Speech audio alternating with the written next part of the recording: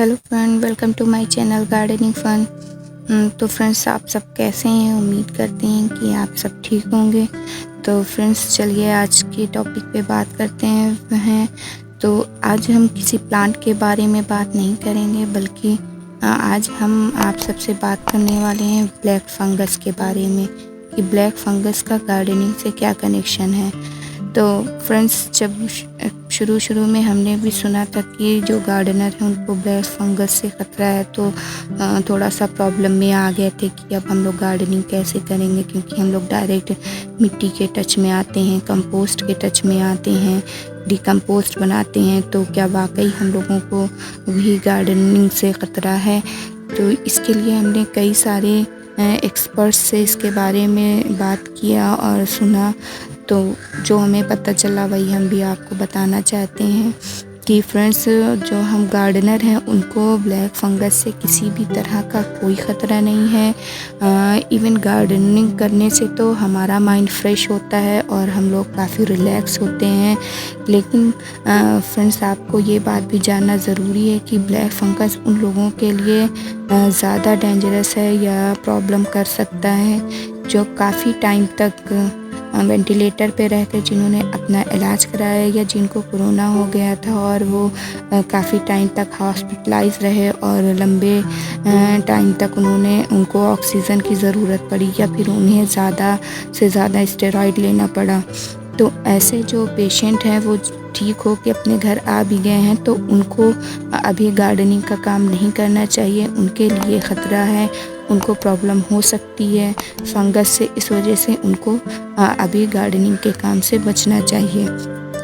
Even जिनको और भी बड़ी बीमारियां हैं, जैसे HIV पॉजिटिव है या कैंसर का सेकंड थर्ड स्टेज चल रहा है, तो फ्रेंड्स उसमें भी जो पेशेंट है उनकी इम्यूनिटी पावर जो होती है वो वीक हो जाती है।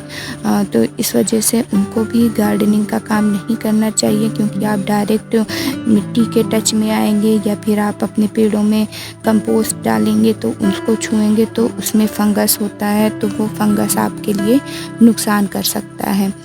तो इस वजह से ऐसे पेशेंट को गार्डनिंग का काम नहीं करना चाहिए और इससे थोड़ा सा उनको अभी अपनी केयर करना चाहिए, इससे बच के रहना चाहिए।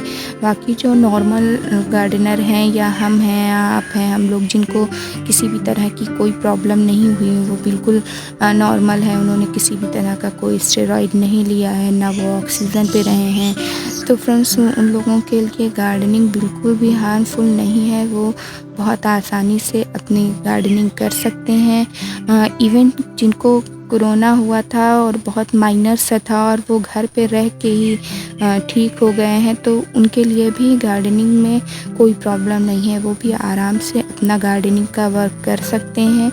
बस आपको इस बात का ध्यान रखना चाहिए कि नॉर्मली जब हम लोग बिल्कुल ठीक हैं, फिट हैं, फिर भी हम लोग जब मिट्टी का काम करते हैं या फिर अपने पेड़ों में कंपोस्ट डालते हैं, तो उस टाइम पे हमें चाहिए कि मास्क लगाए रहें और हाथों में ग्लव्स पहने रहें, क्योंकि ग्लव्स पहनेंगे और मास्क लगाएंगे तो हमें जो मिट्टी में या कंपोस्ट में जो फंगस है उसके डायरेक्ट टच में नहीं आएंगे, क्योंकि कहीं ना कहीं जो ये फंगस होता है वो ह्यूमंस के लिए प्रॉब्लम कर सकता है। तो इस वजह से प्लांट्स को तो फंगस पसंद है, क्योंकि जो हम लोग कंपोस्ट बनाते हैं वो फंगस के ही वजह से कंपोस्ट तैयार होती है। तो प्लांट्स को तो नहीं, लेकिन हम लोगों को इस बात का ध्यान रखना है कि हम लोगों को डायरेक्ट फंगस के टच में नहीं आना है। जब भी हम गार्डनिंग का काम करें तो हाथों में ग्लव्स पहने, मास्क लगाएं। ये वैसे भी एक बहुत अच्छी आदत होती है। और जब भी आप अपने गार्डनिंग का काम से खाली हों, यानी जब आप ने पेड़ लगाया हो या अपने पेड़ों की गुड़ाई की हो, उनमें खाद दिया हो, तो उसके बाद आपको अपने हाथ को अच्छे से वॉश कर लेना चाहिए।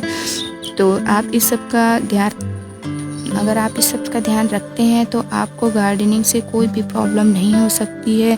और गार्डनिंग जो है वो बहुत अच्छी आदत होती है, इससे आपको काफ़ी रिलैक्स फील होता है, आपका माइंड काफ़ी रिलैक्स होता है।